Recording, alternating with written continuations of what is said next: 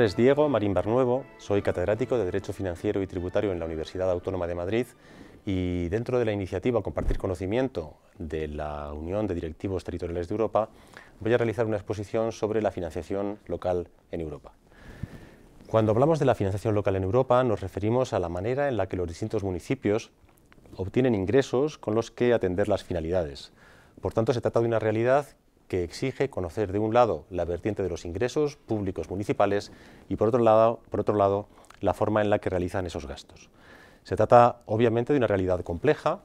que dentro de un solo país atiende a realidades muy distintas y muy heterogéneas porque son muchos los municipios con realidades muy diferentes y consecuentemente es normal que dentro de un mismo país existan diferencias de financiación entre los municipios más grandes sobre todo y los más pequeños.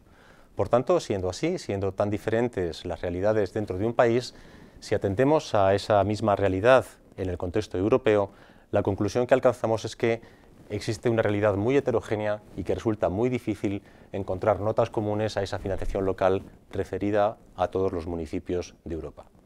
No obstante, creo que sí que es posible encontrar algunas líneas de convergencia, algunas similitudes, junto a algunas diferencias, entre esa financiación local en los distintos países de Europa.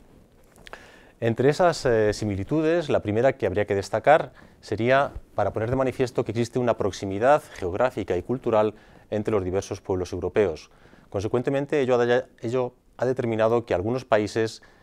tengan ciertos regímenes de financiación local muy similares a los que tienen sus países vecinos, como consecuencia del intercambio cultural y tecnológico y jurídico derivado de esa proximidad geográfica. Así, cuando hablamos de los modelos de financiación local, algunos sectores de la doctrina han diferenciado, como veremos más tarde, lo que se conoce con el nombre de modelo nórdico, de modelo anglosajón o de modelo latino, que se refiere precisamente a las características comunes que dentro de esos grupos de países existen en la forma de financiación. Junto a esas similitudes de naturaleza geográfica, de origen geográfico, hay que aludir también a otras similitudes que derivan de la aprobación de textos normativos referidos a la financiación local y que se proyectan sobre todos o muchos países europeos. Así, en primer lugar, hay que mencionar la Carta Europea de Autonomía Local de 15 de octubre de 1985, que ha sido suscrita por gran número de países europeos y que establece en su artículo 9 el principio de autonomía financiera de las entidades locales. Obviamente, esta carta y este artículo 9 compromete, en cuanto a la configuración de la financiación local de las entidades locales, a todos los países firmantes de dicha carta. Ese artículo 9 establece, en primer lugar, el principio de autonomía local, que consiste en el reconocimiento de que todos los municipios tienen que tener los recursos suficientes para atender sus finalidades. Junto a ese reconocimiento del principio de autonomía financiera local, se establece que los principales recursos financieros de las entidades locales serán de base patrimonial y de base tributaria. Y en relación con estos últimos, se establece que cada municipio deberá tener la competencia para determinar la cuota y para fijar los tipos de gravamen dentro de los límites establecidos en la propia ley. Igualmente, el artículo 9 establece la posibilidad de que se establezcan mecanismos de compensación para aquellos municipios que tengan menos capacidad de generar sus propios recursos y se establece también que las subvenciones serán principalmente incondicionadas, para que los perceptores de esa subvención, para que las entidades locales puedan destinar las subvenciones a la finalidad que consideren más oportuna. Junto a este texto normativo es oportuno también hacer mención al Pacto de Estabilidad y Crecimiento. Pacto de Estabilidad y Crecimiento que afecta solamente a los países europeos que están dentro de la Comunidad Europea y más concretamente a los que están dentro de la zona euro. En ese Pacto de Estabilidad y Crecimiento, como es sabido, se suscribe por parte de los firmantes el compromiso de no incurrir en situaciones de déficit superiores al 3%. Esa regla, que limita el déficit al 3%, se proyecta también, como es lógico, en la financiación local y se puede proyectar de distinta manera. En algunos países ha determinado que los municipios no podrán endeudarse o no podrán incurrir en situación de déficit superior a esa cuantía, superior al 3%, pero en algún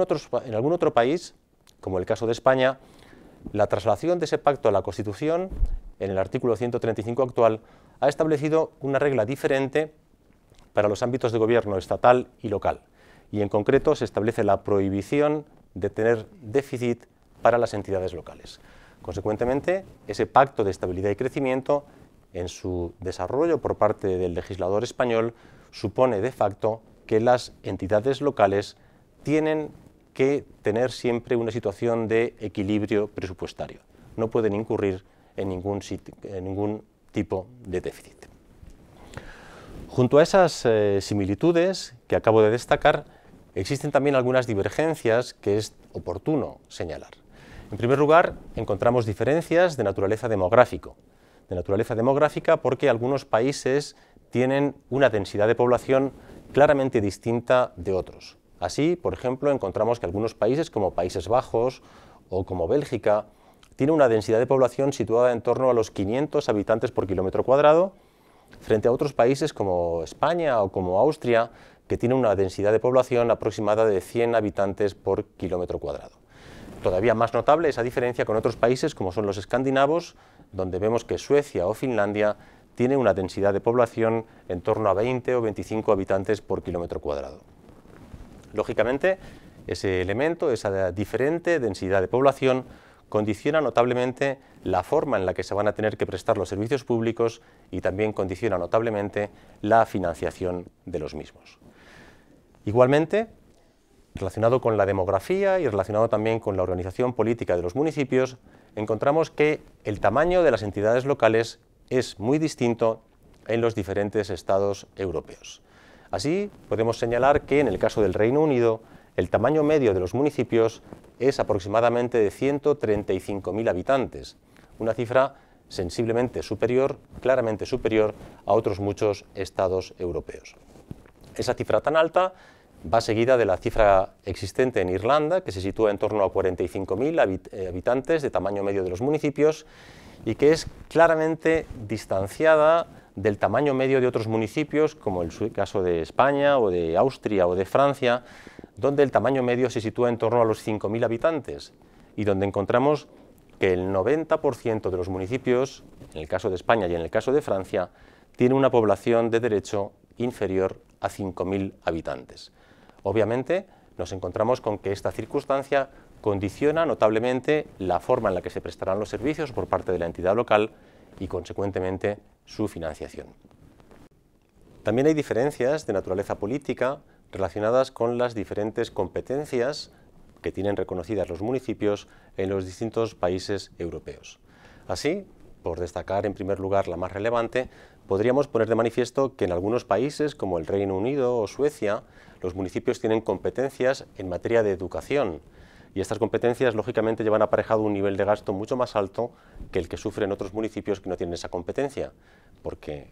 por seguir con el ejemplo, en el caso del Reino Unido, el gasto público local en materia de educación representa un 30% del gasto total de las entidades locales. O en algunos otros países, como el caso de Dinamarca o el caso de Suecia, nos encontramos con que los municipios tienen competencias en materia de sanidad que representa también un alto porcentaje del total del gasto público local. Estas diferencias de competencias y estas diferencias de gastos asociadas al ejercicio de la competencia determinan que en algunos países el gasto público total y el gasto público local se encuentran en una relación claramente distinta de algunos otros. En concreto, en esos países que mencionaba, en el Reino Unido o en Dinamarca, el gasto público local representa aproximadamente un 30% del gasto público total, mientras que en otros países, como el caso de España o el caso de Francia, Portugal o Italia, el gasto público local representa solamente el 10% del gasto público total, lo cual pone de manifiesto que tienen menos competencias en estos países y que consecuentemente soportan menos gastos en el ejercicio de esas competencias. Por otro lado, y en relación con los ingresos, sería oportuno destacar que casi todos los estados europeos y casi todos los municipios de estos países europeos tienen ingresos de naturaleza tributaria e ingresos de naturaleza patrimonial, y que los ingresos de naturaleza tributaria representan más de la mitad de los ingresos locales en muchos países, como puede ser Dinamarca o Austria. En todos ellos, esos ingresos de base tributaria se complementan a través de las subvenciones o transferencias del Estado, que en algunos casos, como el caso del Reino Unido, llegan a representar hasta 2/3 partes de los ingresos públicos locales. En relación con los tributos, como ingresos locales, vamos a encontrar con que, según la doctrina, es posible diferenciar 4 modelos de financiación local. Por una parte encontraríamos el modelo anglosajón, por otra parte el modelo nórdico, por otra el modelo centroeuropeo y por otra parte el modelo llamado latino. Esos 4 modelos se caracterizan básicamente por lo siguiente. En el caso del modelo anglosajón, se va a caracterizar el sistema de financiación a través de impuestos en que todo él se sustenta o se construye sobre la base de un impuesto principal que es el impuesto sobre la propiedad inmobiliaria, que en el caso del Reino Unido, como es sabido, representa la parte principal de los ingresos tributarios. Obviamente, ello determina que la cuota que corresponde pagar por tener bienes inmuebles en propiedad sea muy superior en el Reino Unido a la que se exige en otros países europeos. Por ejemplo, y por poner solamente una muestra de lo que acabo de decir, puedo señalar que los ingresos obtenidos en el Reino Unido por el impuesto de la propiedad inmobiliaria son 3 veces superiores a los que obtiene Alemania, pese a que el Reino Unido es mucho menor en tamaño y también tiene menos población que Alemania. Junto a ese modelo llamado anglosajón, y que se aplica en el Reino Unido y en Irlanda, habría un segundo modelo al que hice referencia, que es el llamado modelo nórdico, y que se aplicaría obviamente a Dinamarca, a Suecia y a Finlandia, y que se caracteriza porque los ingresos tributarios tienen su origen fundamentalmente en el impuesto sobre la renta. El impuesto sobre la renta de las personas físicas constituye la principal fuente de ingresos tributarios de los municipios de estos países nórdicos. Este impuesto, en todo caso, se complementa con otros impuestos, como los impuestos sobre la propiedad inmobiliaria y también los impuestos sobre la renta de las personas jurídicas, aunque tienen menor relevancia que el primero de ellos. En tercer lugar estaría el llamado modelo centroeuropeo, que vamos a ver que es una mezcla de los dos anteriores y que es el que rige, por ejemplo, en Alemania y en Austria, y que se caracteriza por combinar un impuesto potente sobre la propiedad inmobiliaria y también un impuesto sobre la renta. En estos casos, no lo dije antes, pero los municipios, cuando obtienen ingresos por la imposición sobre la renta, lo que hacen es participar en un porcentaje de los ingresos que el Estado obtiene por este concepto. Y en cuarto lugar, encontraríamos el llamado modelo latino, que obviamente se corresponde con el que se aplica en España, en Francia, en Portugal o en Italia, que se caracteriza porque no hay ninguna figura tributaria especialmente destacada, sino que existe una gran diversidad de figuras tributarias, tanto impuestos como tasas, y todos ellos de forma genérica, sin que ninguna de ellas destaque sobre las demás, contribuyen a financiar los gastos públicos locales. Obviamente, todo lo que acabo de contar pone de manifiesto que existen grandes diferencias en los modelos financieros de los países de Europa, y creo que de todo ello una conclusión que podemos alcanzar es que sería importante que los estados europeos aprendieran de lo que hacen los países vecinos, de lo que hacen otros países, conocieran cuál es su modelo de financiación y encontraran cuáles son las características óptimas para mejorar su sistema de financiación local. Nada más. Muchas gracias.